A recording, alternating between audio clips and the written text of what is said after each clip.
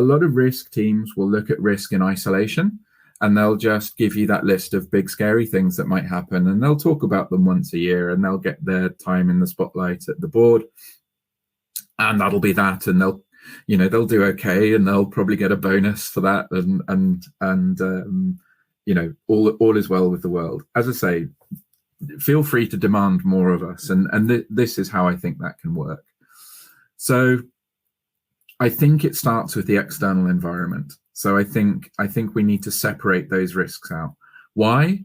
Well, because I can't stop anything in this bucket. I can't stop anything happening here. So I can't invest capital. I can't invest OPEX into changing macroeconomic conditions. I can't invest in preventing technological revolutions. I can't invest in societal expectations and norms. So for some of you who've done your MBAs, you think back to a pest analysis, politics, economics, social, technology. That's this kind of stuff. So I can't prevent it happening. I can't reduce the probability, but what I can do is sense it and prepare for it. And I think that's part of my job. It then flows straight to you guys. Now, the key milestones, that's you. So what are the key things that we need to deliver? And you can see there which contribute to our financial ESG objectives.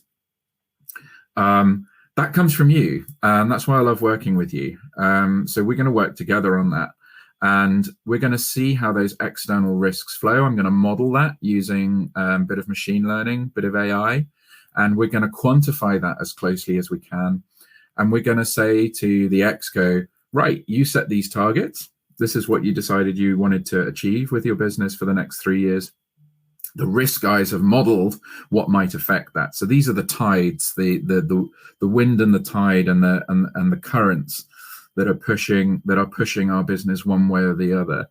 And now we've set our milestones, we can now measure how those external risk forces are going to affect us. Now, this is really cool for you guys because you can course correct.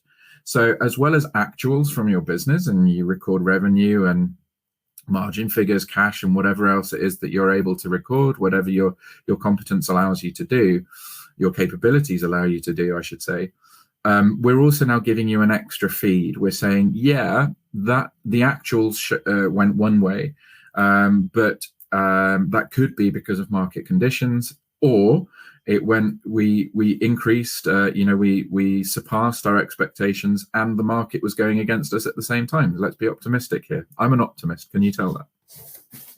So we've got that flow of information starting from the outside, going into the business and affecting whether or not we're going to achieve these milestones that we've set, which you help me do that. That then flows into internal risks. So how am I going to respond to that? Do I need more people? Do I need fewer people? Do I need to put more pressure on my supply chain? What about the data that I'm using to support this information? What about commercial? What about legal? All those business enablers that every business has. We look at those in a risk context. I have too much, I have too little. And then the controls are our way of responding to that. So the investments that I need to make to get those risks into some sort of appetite, some sort of level where I feel comfortable that I think it's going to enable those milestones to be delivered to respond to those external risks. So hopefully you can see, and again, I can't see your comments at the moment, but hopefully you can see that flow of information. It flows in both directions, right? So we're sensing things, but we're responding to them. And then finally, our friends in audit, they're the guys at the bottom there. Now, it says provide assurance, but what they're actually doing is creating a really rare commodity, and that is confidence. They're creating confidence in those previous 4 steps.